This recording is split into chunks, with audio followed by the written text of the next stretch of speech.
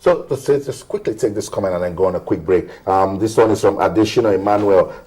Is Babs NG on Twitter. It says Coach Stephen Keshi should take a bow and leave and let's have a new coach. Siawam is technically ahead of him. We'll talk about that one now.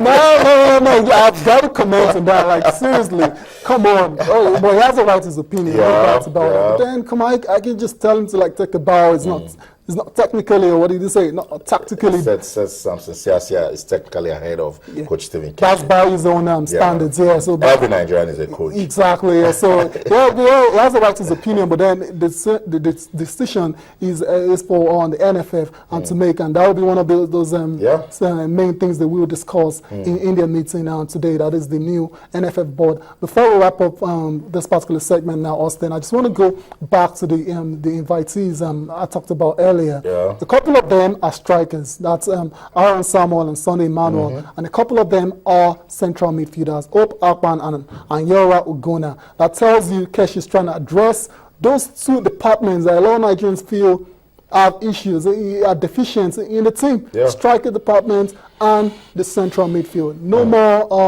the other guys that brought... I can't remember the name now. They all came around for the World Cup preparations. Michael Luchebo and all those lads now. Where are they? They were called and all of a sudden they've disappeared now. And we'll see how Keshi actually handles this particular situation. At 23, should Hope Akpan impress? That's a good way to start. And he's already playing his football in England. Maybe Coach Stephen Keshi saw something that was it. But it's also not a good one to know that Babatunde Michael is out of this. It's a shame. It's a shame. One of those guys that crashed the party out to Brazil, impressed them with his opportunity that he was given, but then injury has not been favorable to him in recent times. And one thing I also noticed about these invitees that they're all very young players, 22, 23, so they still have a lot of football ahead of them. They might not come into the team and make an instant impact like Nigerians expecting. I'm not expecting them to do that anyway, so it won't really be a surprise for me. Okay, that's it. Let's go on a quick break now. This comment on Twitter will take us on that break. UC3D is UC3D on Twitter. It says, I trust the big boss and his team. Victory for the Super Eagles. It says it will end Sudan 0, Nigeria 1. Not convincing, but victory is victory. So that's it. Let's go on a quick break now. We'll come back. Tennis. We got our attention on sports this morning. Don't go anywhere. Just stay.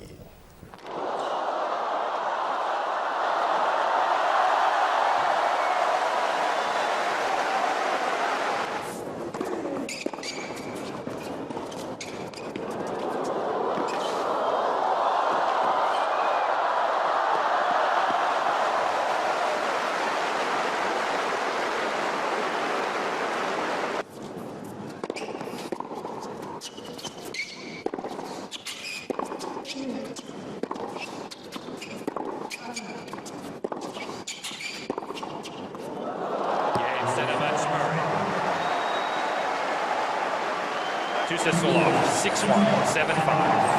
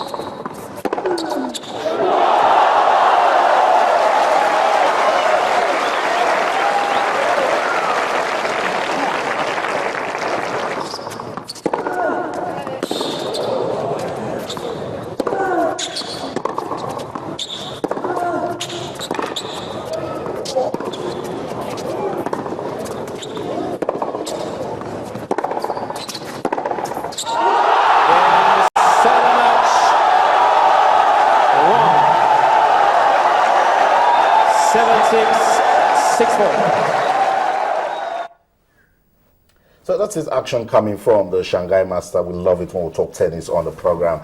Just to also let you know that Rafael Nadal is getting ready, even though he'll be going through surgery for appendicitis. He says he will honor the Shanghai Masters, and that's a good one. But before I get out talking about tennis, so let's take this comment, and we need some clarifications. Olukokun Duncan, It's at Excellence Donker on Twitter. It says, Ty and Austin, are you suggesting that ignoring court order by Amaju and his cabals is the best option? Over to you, Ty. What do you mean about me? No, that's not the issue. You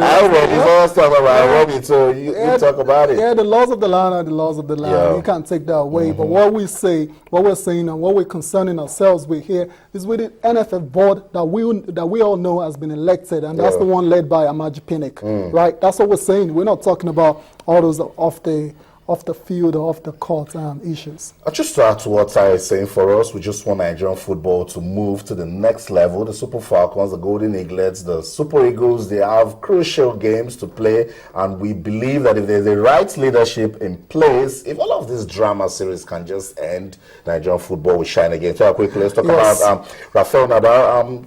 And all of the troubles he's going through, but he says for tennis, he will be there. Incredible what's happening to Nadal. When he reigns the pulse point right now, just came back from an injury. Now he's had to go through this appendicitis issue. But then he's a fighter, he's a great competitor. He's not going to lay down just like that. So it'll be good to see him in the Shanghai Masters. So that's it. We're running out of time. Let me see. Talk quickly. Let's talk about Lord Cole. He's not cool. That's Justin Gatlin is among the athletes shortlisted for the Athlete of the Year award. Yeah, I understand. Absolutely understand. Lord Cole, absolute legend in athletics. There's no doubt about that. But then, what can you do and what can he do? Justin Gatlin has been phenomenal all year. In the absence of Usain Bolt, he's dominated the sprint events in the world. So you can understand why he was nominated. Actually, out of the 20-man shortlist, he is the most high profile in that list. And you can understand if he eventually wins it. He has been incredible all year. But then Lord Cole doesn't like it two times. He's been banned twice. Yes. And a lot of questions about her personality. Why are you being shortlisted? Yeah, but then he's running like, say, he's been banned and he's come back. He served his time. I'm a great believer of second chances, and he has messed up a couple of times, but then he's back now, he's running. So what can you do? Yeah, at the end of the day, it will be over to the athletes themselves, the officials and the members of the federations, as well as the media, to do this voting. If they don't want Gatlin to win it, then it's not going to win it. But I can't just say they should just take him off the short list. But then it's an encouragement for 32-year-old Gatlin, who, of course, is a former world champion, but of course, doping scandals and all of that has reduced his popularity. And then Lord Cole says, no, don't put someone that has all of this sort of personality into the shortlist for the Athlete of the Year. So that's it on behalf of the Ever-Dedicated Sports Team at Channels Television Sports Center in Lagos, Nigeria. My name is Austin Okonakwa. We'll now take you to Asaba, the Delta State capital, for a live telecast of the leadership event on the role of women in the society. The event is tagged The New Women Winning in a Man's World. And as you watch that program, remember to keep talking sports. Bye for now.